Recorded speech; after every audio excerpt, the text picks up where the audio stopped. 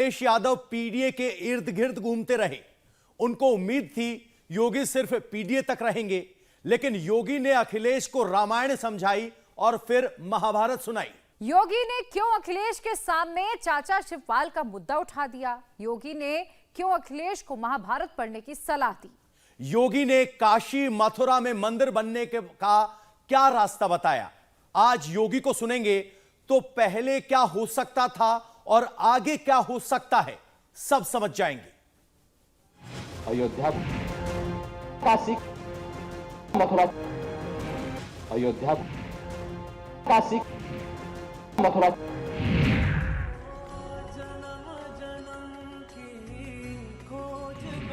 80 बार अयोध्या, 80 बार काशी, 80 बार से ज्यादा मथुरा। योगी आदित्यनाथ की डिक्शनरी के 3 शब्द अवध में बार बार गूंजेंगे, पूर्वांचल में सुनाई देंगे, पश्चिमी यूपी में इसी पर बात होगी। 2024 का मंदिर मार्ग यूपी से निकलकर आएगा। सेंटर में हमेशा यूपी रहेगा। राम मंदिर में भी था, ज्ञानवापी में भी है और मथुरा में भी रहेगा। देखिए, अयोध्या का उत्सव लोगों ने देखा तो नंदी बाबा ने भी कहा, भाई हम काहे इंतजार करें।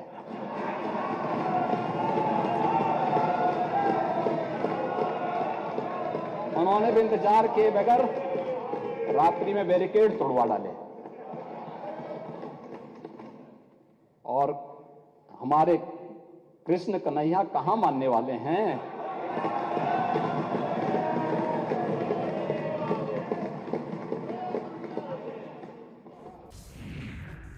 योगी ने कुछ बातें एकदम क्लियर कर दी। अयोध्या के बाद मथुरा प्रोजेक्ट है और ज्ञानवापी का प्रोजेक्ट नहीं रुकेगा। जो 20-25 मौलाना मुसलमानों के ठेकेदार बनते हैं, जो मुस्लिम नेता मुसलमानों के वोट को विरासत समझते हैं, उनको भी क्लियर मैसेज मिल गया। मथुरा और ज्ञानवापी के लिए 2 रास्ते हैं। बात करके विवाद को निपटाया जाए, वरना कोर्ट से इंसाफ तो मिलेगा। अयोध्या में न्याय मिला, कोर्ट से ही मिला। मथुरा और ज्ञानवापी के इतिहास के सबूत हैं। एएसआई की रिपोर्ट है। अब मुसलमानों को तय करना है, 40-50 मुस्लिम ठेकेदारों को सुनना है या फिर 80% हिंदुओं की आस्था का ख्याल रखना है। अयोध्या के साथ अन्याय हुआ और महोदय, जब मैं अन्याय की बात करता हूं तो हमें 5000 वर्ष पुरानी बात भी याद आने लगती है। उस समय पांडवों के साथ भी अन्याय हुआ था और उस समय कृष्ण गए थे कौरवों के पास। उन्होंने भी कहा था बस दे दो केवल 5 ग्राम, रखो अपनी धरती तमाम। यही तो हुआ था अयोध्या के साथ और यही हुआ काशी के साथ और यही हुआ था मथुरा के साथ भी।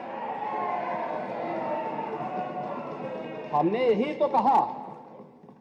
उस समय 5 गांव मांगे थे, लेकिन यहां तो इस समाज सैकड़ों वर्षों से यहां की आस्था केवल 3 के लिए बात कर रही है। 3 के लिए।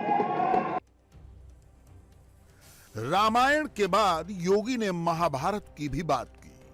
राम के संयम का जिक्र किया और कृष्ण के रण का भी। आज का दुर्योधन कौन है? योगी ने क्यों अखिलेश को महाभारत पढ़ने के लिए कहा? उनके पीडीए में और लोग हैं, लेकिन चच्चू नहीं है। वो बेचारे हमेशा ठगे जाते हैं ऐसे। कब तक ये न्याय होगा पता नहीं। महाभारत क्यों एक बार पढ़िए महाभारत। हाँ, एकदम। आखिर परिवार के 3 सदस्यों के नाम थे, चच्चू के नाम क्यों नहीं था?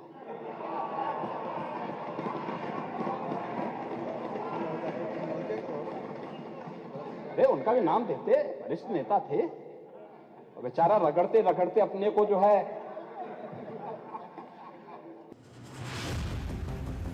चुनाव के लिए दो तरह की रणनीति पर काम किया जाता है,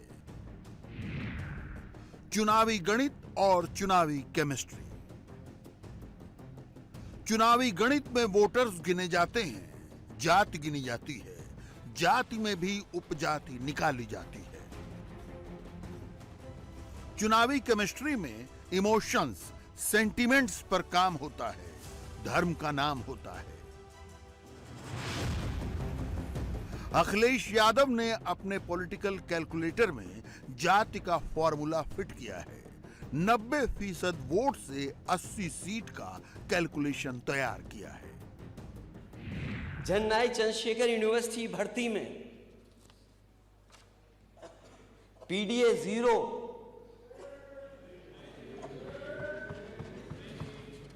PDA 0, UP agriculture university vice chancellors, PDA कहां है उसमें?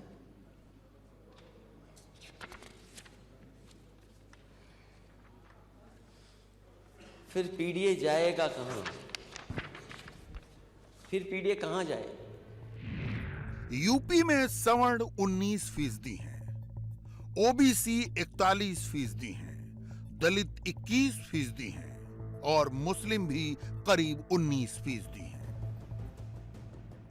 अखिलेश के 80 मिनट के भाषण में एक ही शब्द पीडीए बार बार गूंजा। अखिलेश हर नीति, हर फैसले में बस पीडीए दिखा रहे थे।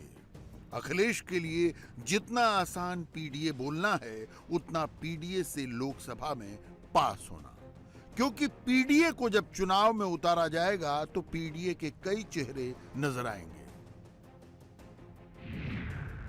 यादवों में अखिलेश यादव, कुर्मियों में अनुप्रिया पटेल, स्वतंत्र देव सिंह, मौर्या में केशव प्रसाद मौर्य, निषाद में संजय निषाद। दलित वोट के लिए सबसे आगे हैं मायावती। 5 में से 4 पीडीए के नेता अखिलेश के साथ नहीं बल्कि उनके खिलाफ हैं। अखिलेश जाति के ऊपर नहीं उठेंगे, क्योंकि जैसे बात आएगी धर्म की तो अयोध्या जाना पड़ेगा, रामलला के दर्शन करने पड़ेंगे, मोदी की ओर देखना पड़ेगा, क्योंकि मोदी ने जो वादा किया था वो पूरा किया है। हमें प्रसन्नता इस बात की थी, हम अंतःकरण से प्रसन्नता इस बात की थी कि प्रभु तो विराजमान हुए हैं, उनके भव्य और दिव्य प्रतिमा की प्राण प्रतिष्ठा का कार्यक्रम संपन्न हुआ है, भारत के गौरव की प्राण प्रतिष्ठा का कार्यक्रम संपन्न हुआ है। लेकिन प्रसन्नता इस बात की भी थी कि हमने वचन निभाया और मंदिर वहीं बनाया।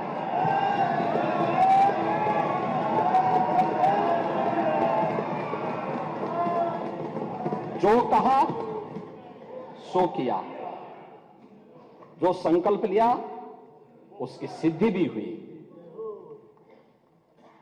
केवल बोलते नहीं हैं, करते भी हैं।